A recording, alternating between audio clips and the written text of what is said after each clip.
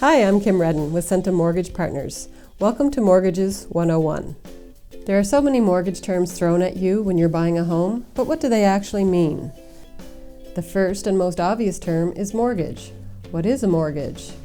To put it simply, a mortgage is the offering of your property to a lender as security for the money you are borrowing. When you agree to a mortgage, you are signing a legal contract promising to repay the loan plus interest. Because your home is the collateral for that loan, if you don't make your payments, the lender can take the house and sell it to cover the debt. This process is called foreclosure. So what do you need to get a mortgage? We will cover that in another video called How Do I Qualify? Today we want to talk about what is involved in the actual mortgage contract and what to watch out for. One of the most common aspects of a mortgage is the fixed versus variable rate decision. A fixed rate is set for the specific time frame you choose, and your payment stays the same for that period.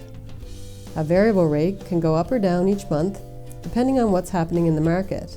This fluctuation can affect your payment or the time it takes to pay out your mortgage.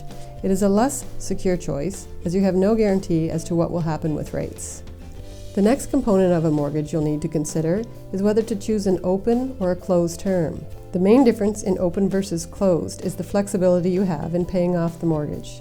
An open mortgage is very flexible in its payment options, but comes with a higher rate than a closed option with less flexibility. Most people choose closed mortgages because of the better interest rate and find they provide sufficient payment flexibility.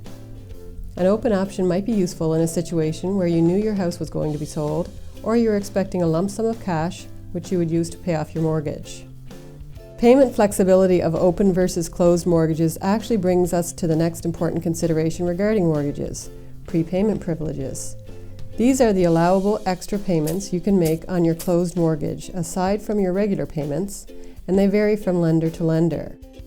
Making these extra payments on your mortgage over the years can add up to thousands of dollars of savings. If you want to pay more than your prepayment privilege allows, or you want to completely pay out your mortgage, there may be a penalty to do so. Penalty costs and how they are calculated also vary greatly between lenders, so it's an important consideration when choosing a mortgage. Let's assume your current mortgage balance is $200,000 at 3% interest, and you took a 25-year amortization when you got the mortgage on January 1st, 2012.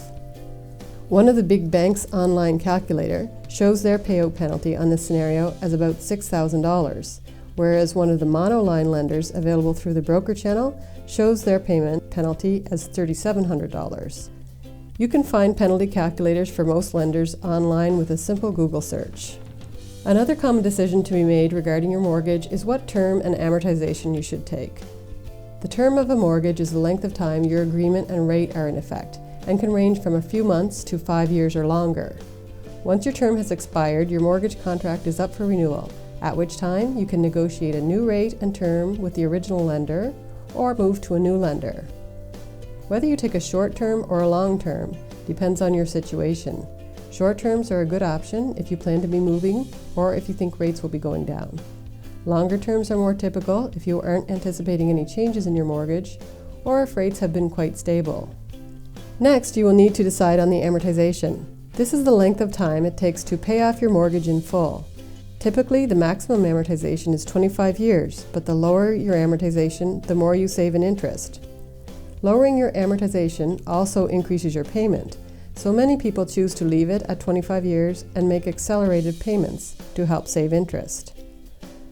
Accelerated payment frequencies are another important aspect of a mortgage to be aware of.